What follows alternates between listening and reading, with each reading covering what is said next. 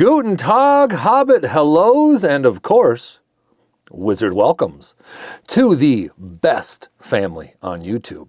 Well, that's our opinion at least here at carryorbury. Our family, or you all, our beloved EDC family. Thank you so much for joining us for yet another knife video. I'm your host, Prophet. With me as always is, well, the professor. Also, I'm sure, Cuz and our little buddy Chaos is, I don't know, playing around here somewhere, I'm sure, wanting to play, wanting to throw the ball, right? Of course he is, right? Anyways, they all send their love. As always, we have an exciting little, well, maybe not little per se, maybe big or chunky. We'll figure that out. We have a big, chunky pocket knife to show you today. EDC family, a quick disclosure as always about our knife today and all other knives and items that we have had or will have on our channel. We don't have sponsorship.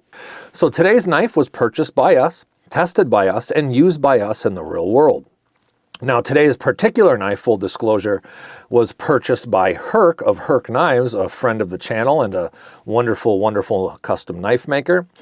And he said, hey, what better way to buy a new knife and let Prophet and Professor ruin it? So that's what we've done. No, I'm just kidding. We haven't ruined it, but we have tested it and used it.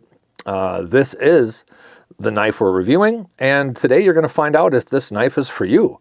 But like anything we have on our channel, knives or other EDC items, is it even legal for you to own or carry it? Well, we'll tell you.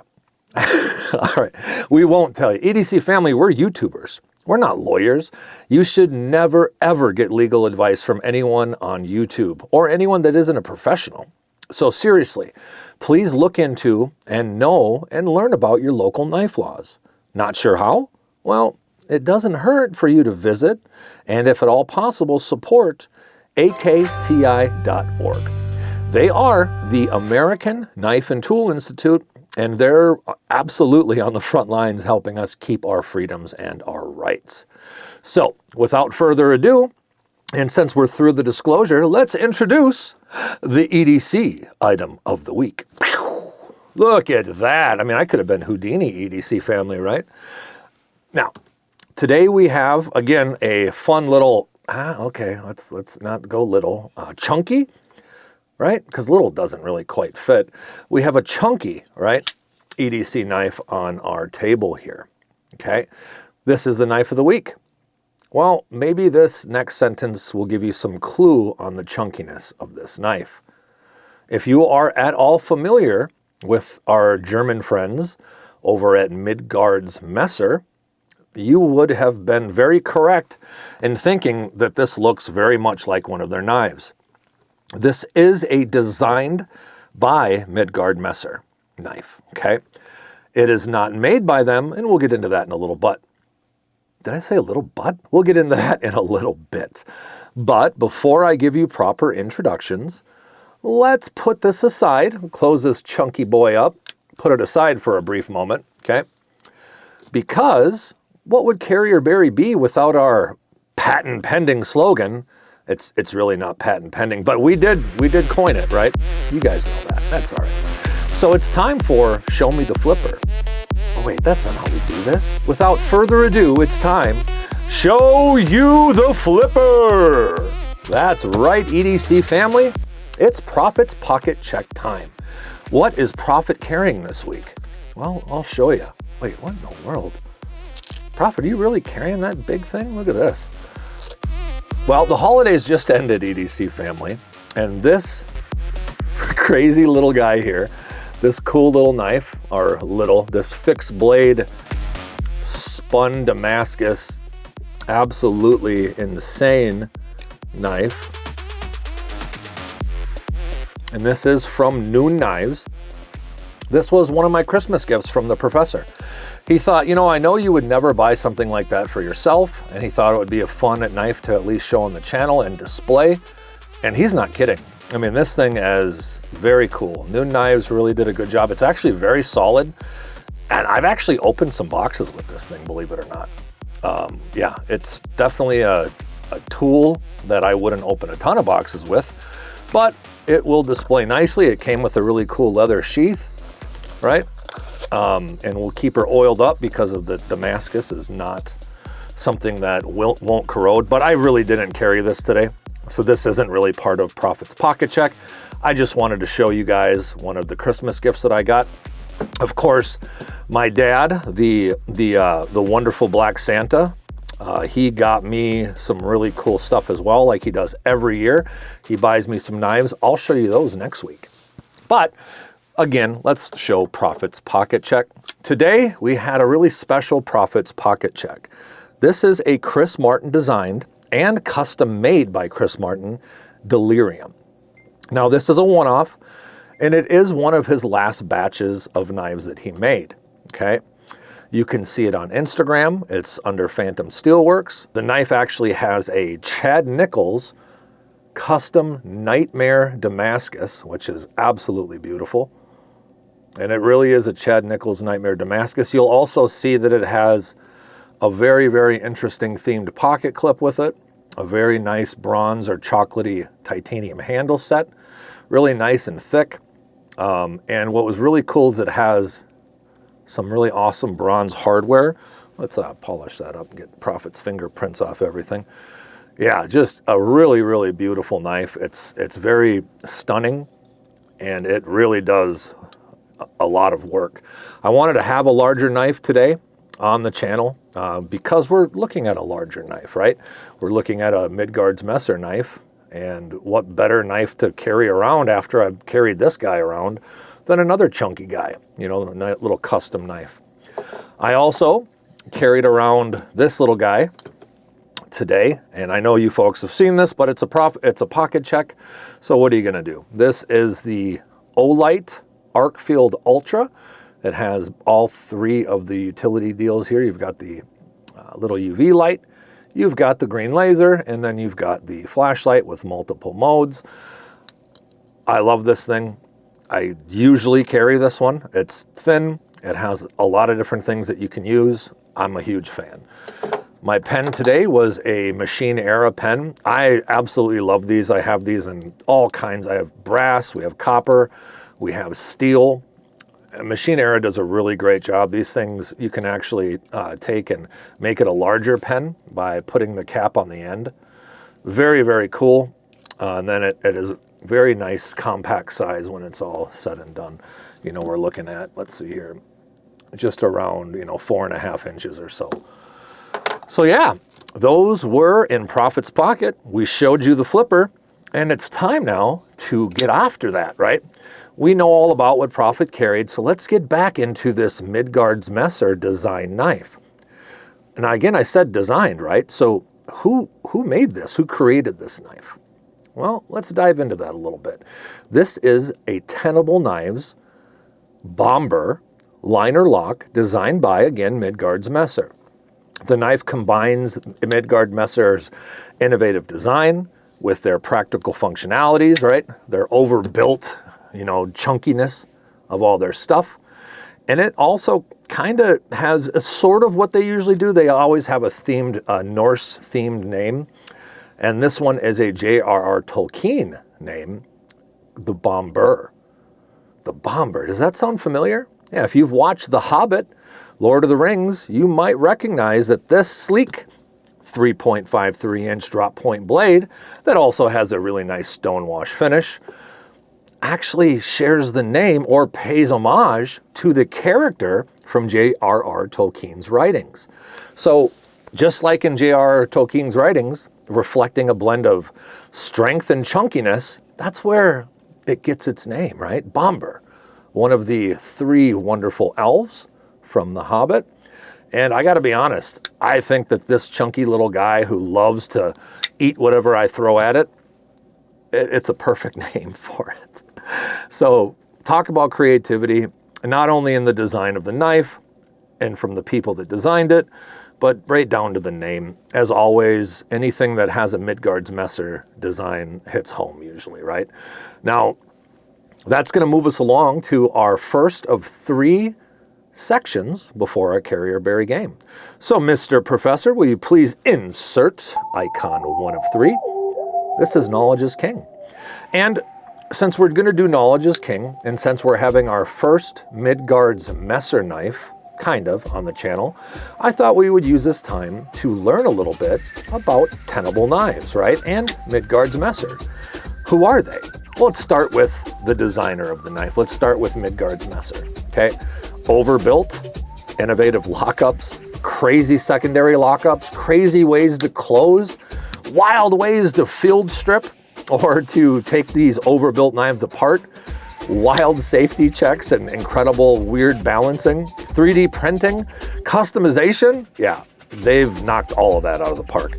This company has really kind of become the GOAT of overbuilt and usable folding knives and fixed blade knives, right? But they're basically like they kind of remind me of the older cold steel knives, but on steroids. Yeah, I said it, guys. I didn't say steroids, I said steroids, because that's what this is. This is a D2, just over 3.5 inch, even though it looks like it's way bigger. You know what I mean? It really is just over 3.5 inches of absolute craziness. It's very, very thick D2 steel. We'll get into that.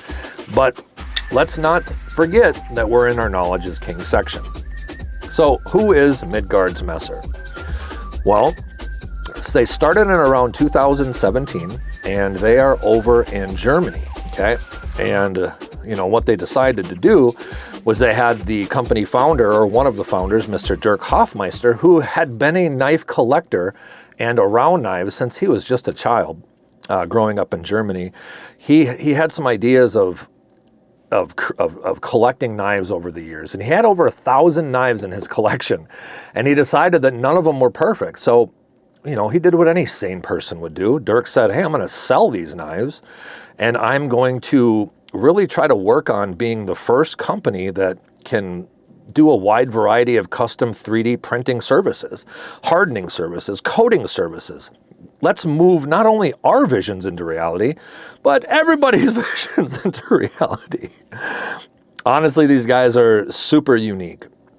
I honestly tried to find some more information on this, but everything I can find shows that Midgard's Messer knives are the very first knife manufacturer in the world to produce handmade knives that also work with the new 3D printing processes. So they use STL 3D files to make your own handles and sheaths, TPU, Kydex, on any commercially available 3D printer. So basically, if you buy something from them, they'll send you the STL files so you can also prototype, play with, and 3D print different scales and different sheaths for these knives. It's super cool. You actually get those when you send them in. They also do engraving, hardening, grinding, coating, honestly, sandblasting. I could go on and on. These guys seriously really are remarkable when it comes to an innovative knife company. Not to mention that each one of their new knives have a really cool Norse-inspired name that usually ally very well with what they're doing. I do have to say, from all the research I've done, the other company founder is Edmund Heyer. And they have a wonderful team that even employs tattoo and graphics artists. They really think outside the box. So it's definitely something to really think about. Although this is designed by them, they didn't make it. This one was produced by Tenable Knives, who are located in Yanjing, China. Tenable Knives is a really good Chinese company when it comes to making, building, and bringing other people's projects to life and their own, right? They've had a variety of things that they've done. They're basically a budget brand of concept knives, and they're known for affordable, high-quality knives that are usually have not a super high-end steel, but a lot of different colors and customizations with very nice budget-friendly pricing. They really do a good job, in my opinion. I know that they've had a lot of steps to overcome, but they really have a nice little set of knives and products at their disposal now. I think that you guys should check them out. So, Tenable Knives, Bombur, designed by Midgard's Messer. It's the knife on steroids, and it uses D2 steel. And like everything steel related, whenever we talk about steel on our channel, we want you to take a peek in our description and visit knifesteelnerds.com, where undoubtedly you'll find Dr. Laren Thomas, Doc Steel, and you can learn more about D2, or really Chad Nichols' Nightmare Damascus, right? Or any other steel that you have any questions on, because he is the best. He's also the creator of MagnaCut. We don't know him. He probably doesn't know us, but we absolutely respect him. And this channel has been a huge fan of his for a very, very long time. So it's time to say goodbye to our Knowledge is King icon and say hello to the Professor's Particulars icon, which, as you all know, our professor, he really likes those stats, baby. So let's talk about stats, baby. Let's talk about this knife C. Yeah, let's not do that. The overall length on this knife open is 8.38 inches.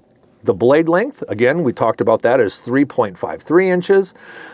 The blade thickness is showing 200 thousandths, okay? The blade material, we've got D2, and as you can see, this is a oversized drop point fat blade. It does have a flat grind on it that goes about, I'd say 60% up of the knife before you have the little fuller here and the opening triangle thing here, and where the top or the spine of the knife is. We do have a stone wash finish. It does have a plain edge type. We don't have any serrations. The handle length when closed is 4.85 inches. The handle material is a type of carbon fiber. It is a smooth carbon fiber, very, very smooth. Okay, that's black with gray or stone washed pocket clip. That's very unique. It is a right hand tip up carrier, okay, without the option to change that. It's a manual opener with a thumb hole. The locking is a liner lock. Okay. And the brand obviously is Tenable Knives. The creator is obviously Midgard's Messer. This is the Bombur, and the model number for this knife is T, like Thomas, 105 4 Alpha 3. The country of origin for this one is China, and of course it's an everyday carry knife. The MSRP for this knife is $100. Pretty crazy, right? But it gets even weirder. You can usually get these on sale, and in fact, Blade HQ has these on sale right now for just under $69 USD. That really surprises me. We'll just say that. So we'll get into a little bit more of that stuff in the review purposes. So let's talk a little bit, just a little bit, right, about comparison time. So let's say goodbye to the Professor's Particulars section, and let's say hello to the comparison license plate, right? And that's 3 of 3 for the icons. That means after our comparisons here, we get to play our game. Let's get into our comparisons. So we're going to compare the Bombur with some other popular knives. During Profit's Pocket Checked, we had a Phantom Steelworks knives on the channel, and we're going to actually compare it with another one. If you don't know the Delirium by Phantom Steelworks, which we had in our pocket today, there is also another very popular knife that Chris Martin made called the Dub. Now, this particular Dub is a custom one-off dub. It has their very custom Wicked blade grind. It's called the Wicked. Okay, and this is going to be M390. We have a very thick face Damascus here on the front that has got some interesting grinding on it. And then we also have a matched Damascus, very thick pocket clip. And then we have a plain flamed titanium backside, or non-show side, or lock-up side. It does have a really nice locked up pivot area here.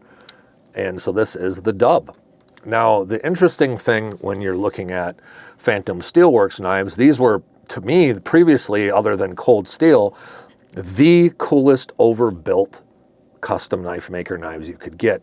Unfortunately, Chris is no longer making knives, which is very sad to me. You can still find them on eBay and Arizona Custom Knives, places like that, but they're absolutely amazing. And this knife here, the Bombur, reminds me a lot of the Dub. It's very similar in size. And then another thing is when you get them opened, right? We'll get the delirium out of the way there. When you get these two open, it's super interesting because you can see it has a lot of inspiration with, you know, that fluidity movement. Very cool. But another thing that really brings stuff to mind is, as big as these knives are, these blades aren't like 6 inches long. You know what I mean? As huge as these things seem to be, you know, like when you look at this, it looks gigantic. But when you actually measure it, you're very surprised. And that's because you have a very wide blade, a very thick blade.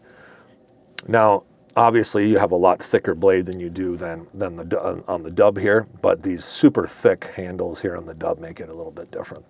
With that being said, let's take the Phantom Steelworks dub, put it back, and let's look at a knife that you may have in your collection, because I don't think a lot of you have the dub. This is a Spyderco Mannix XL, right? This particular one is going to be in CPM S30V, and this one was built in Golden, Colorado. I have made some adjustments, like the little copper stuff here. I actually lost, it looks like I lost the screw. That's okay. We'll get into the hardware thing a different time. Let's talk about the size difference. The Mannix XL is going to be a longer knife, but the crazy thing about it is, even though you've got so much more knife cutting edge stuff, I mean, you're almost the same because you're going to have this choil on a lot of the Spyderco knives. So if you've ever held a Mannix, these are going to be very, very similar in size. The Mannix is going to feel a little longer, but it's going to feel a little slimmer. Another larger knife that a lot of you may have had or do have in your collections is going to be the Ontario Knife Company's Rat Model 1, the larger of the Rat models. This particular Rat model is in D2 steel as well, which I thought was kind of fitting. Now, lengthwise, you are going to be actually a little bit longer with the Ontario Knife Company's Rat 1. However, you are going to see a large difference in width, obviously. We can actually put the Rat 1 in here, and we're basically at where the blade starts to come into the handle on the Bombur. Pretty darn cool. Thickness-wise, obviously, again, you're going to have a much bigger, thicker knife. It's going to be, you know, very, very much different feeling in your pocket, obviously. But let's also take a look at what you're going to have with a Spyderco Paramilitary 2, because these are going to be a knife that a lot of you do have. This particular Paramilitary 2 is going to be in Rex 45, and that is a powdered CPM steel. I'm going to get her cleaned up a bit. This one does have the custom copper handles. This was a sprint run one. I have a different pocket clip on it for right now, but that's okay. Let's take a look at PM2 next to the Bombur. You're actually going to be very similar in size here, as you can see. You're going to have a little bit more blade protruding out of the Bombur, but it's not crazy because of the way the Spyderco blade is designed at the thumb opening. You are going to have the thickness be a lot smaller in the Spyderco. I'd say it's about, 40% smaller, maybe 35. And then opened, the interesting thing comes in again, where you actually are going to be about the same size on these two. I mean, you can't make this up. Pretty interesting. So if you have a PM2, you're going to have a little bit thicker knife by picking up a Bombur. It's going to be thicker in almost every aspect, from the blade stock all the way down to the width of the blade, all the way down to the chunkiness of the handle. I'll tell you this though, this guy's going to be a workhorse, right? And you're going to get it a little bit at a better price than you would the Spyderco. Just for fun, I know we talked a little bit about cold steel. Let's put it next to a cold steel Voyager. We finally have something that is going to give us a little bit of a problem with bigness. This Voyager is going to beat the Bombur, oh my goodness, every time. Looks like I have a magnet stuck to this guy. Love that.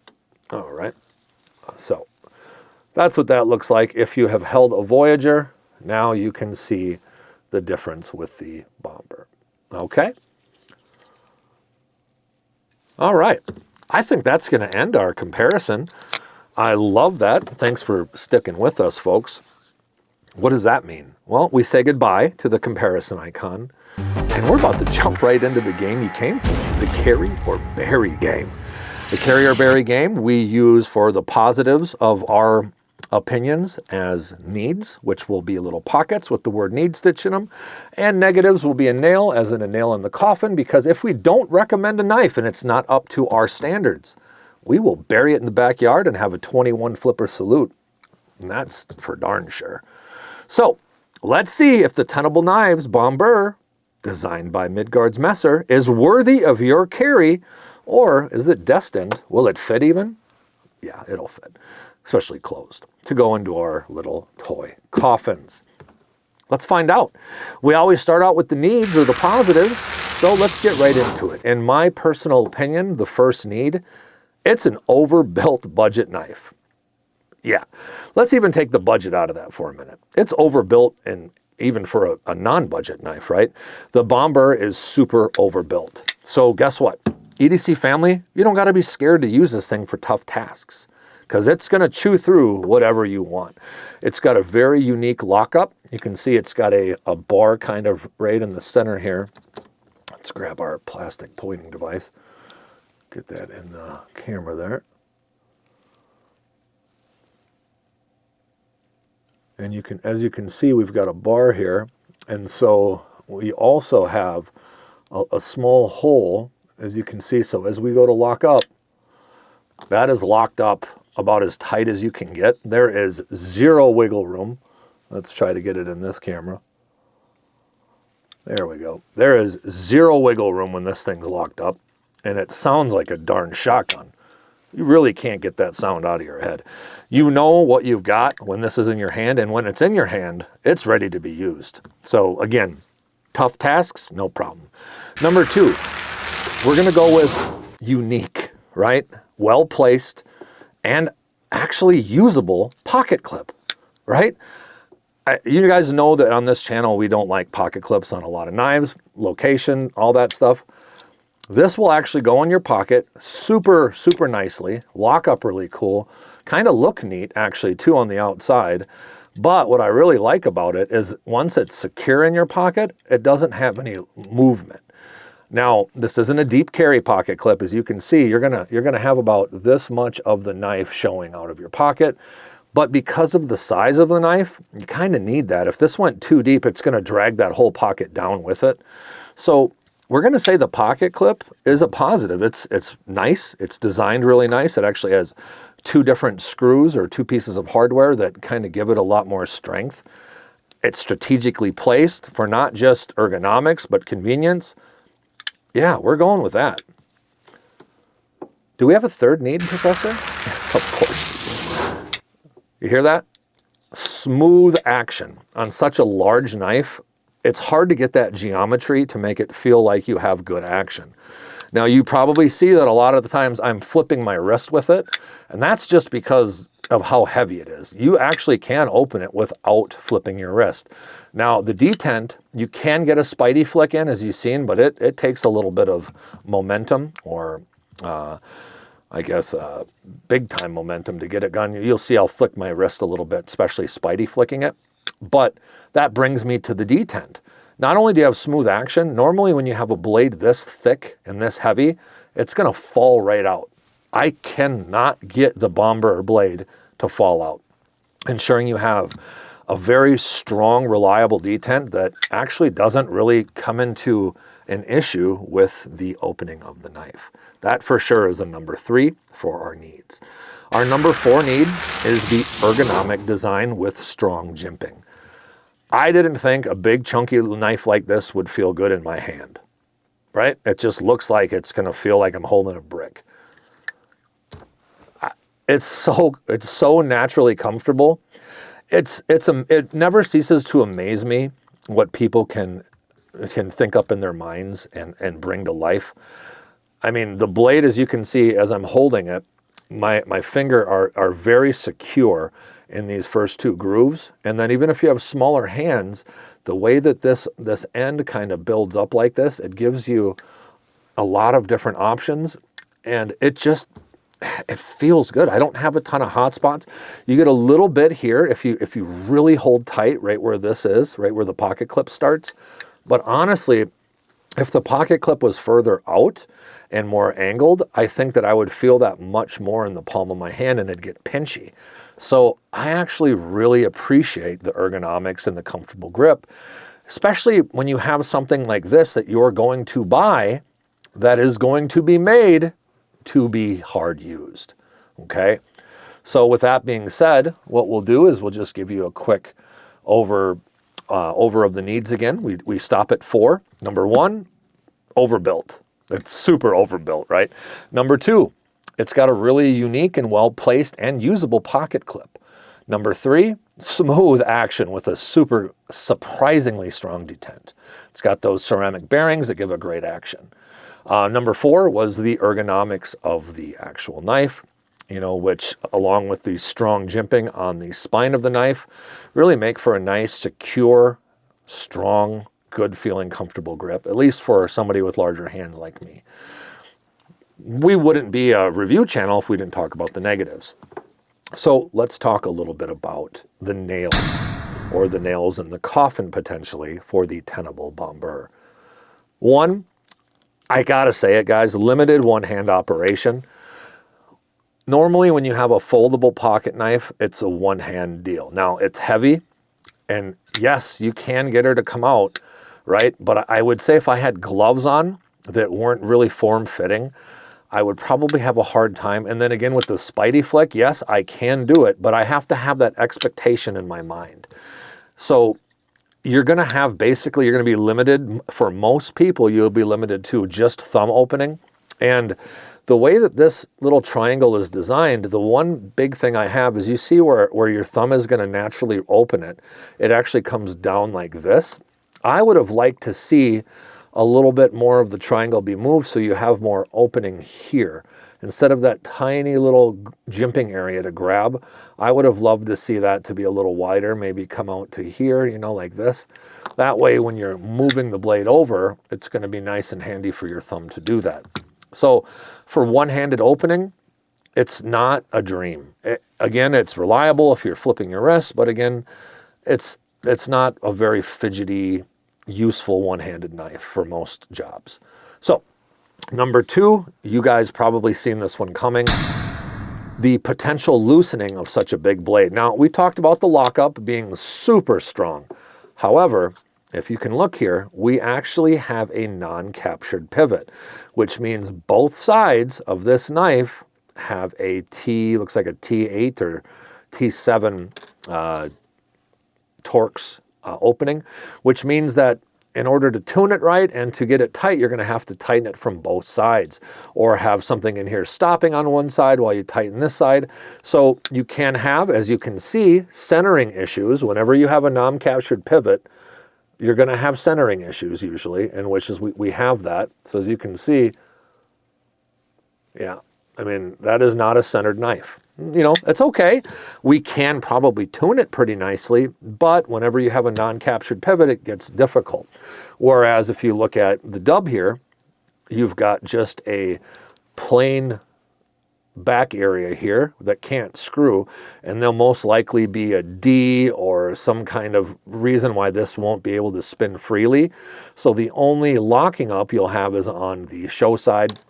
And that's normally what you're gonna see when a company really doesn't want you to have any issues. And that surprises me because with all of the design features, having a non-captured pivot, that can lead to not only having issues with the blade not being centered, but also getting loose over time, especially this way, right?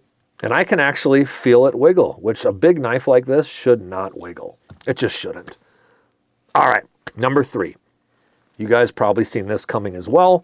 I'm gonna grab my little guy here. The carbon fiber is very, very smooth, like almost too smooth. The way that they finishes it leaves it with 0 grip, making it super, super slick. Again, I love the jimping. We talked about that in the positives, right? But guys, I gotta be honest with you.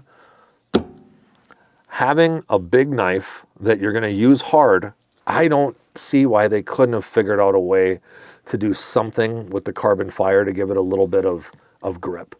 Could you imagine if you had wet or oily hands? This thing would be an unwieldable, just dangerous item. I'm not a big fan of super smooth carbon fiber unless you have some kind of design or jimping somewhere, or maybe an inlay that's going to kind of give you some different grip patterns. Just not a huge fan of it. All right, do we have a fourth nail? Oh, you guys know me too good. We always have a fourth nail, because then how could we not have a tiebreaker, right? We have a fourth nail, and you've probably seen this one coming. The weight to blade ratio is ridiculous. At 7.55 ounces, this thing is a brick, and it is very heavy, and it can be very awkward for everyday carry when you have about a double weight in ounces over your usable blade. Now, this isn't for those people that are looking for lightweight, easy to carry, super comfortable knives. But even for a bigger guy that has, bigger, tougher pants, this is going to feel every bit of it 7.55 ounces. And it might be a little awkward for everyday carry. It takes up a lot of pocket space. But having a nice overbuilt knife in your go bag, yeah, that I can see. But when it comes to weight considerations, this one does not pass the carryorbury love test. I'm hearing in my ear that professor's telling us that we have 4 nails and 4 needs. Let's go over those nails one more time. Again, with the way that they have the opening, it's very difficult to get reliable one-handed operation without having some momentum in your wrist. The non-captured pivot can lead to blade looseness over time. The very slick handle finish, right, can be, it's a little scary in my opinion. And again, at 7.55 ounces, this boy can be heavy and awkward for EDC. So, what's the tiebreaker? Is it gonna get thrown in the coffin? No, it's a need. Let's get those 5 needs up there, Professor.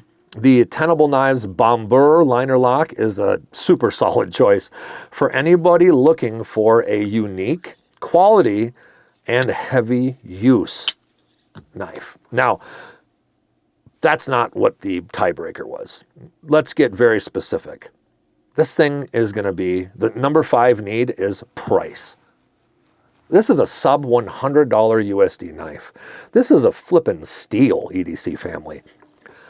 Why wouldn't we say price is the final tiebreaker on this one, right? I just don't see how we couldn't. There is no need to sound the 21 flipper salute, Professor. There's no need to bury this guy, because we give it the carryorbury nod of approval, right? Or the need of approval. Is it the need or not of approval? I digress. We would recommend it, especially at those sale prices out there, sub $69. You're not going to find a more overbuilt knife. Even with a few of the issues we talked about, you could throw some stuff inside here, some lock to make it so it's not going to loosen up a lot. There's a lot of things you can do. You can take some sandpaper to the actual grips here if that's going to be a big worry. But I mean, to have a big, strong D2 tool steel knife in your bag that's this overbuilt, it's a no-brainer for us. Okay. Folks, as always, we talked about this earlier in a disclaimer, but be mindful of your local knife laws and regulations. Support them, advocate for them, because that's really supporting and advocating for us, the EDC family, for our rights. Okay? Now, remember, you can follow us on all social media sites. All you have to do is type in carryorbury, all one word, because we want to see what's in your pocket. We want to see what's in your shopping cart. We want to see what you are thinking is going to be the next big thing in the EDC world, right? Because we love all EDC gear, not just knives. Remember that, EDC family.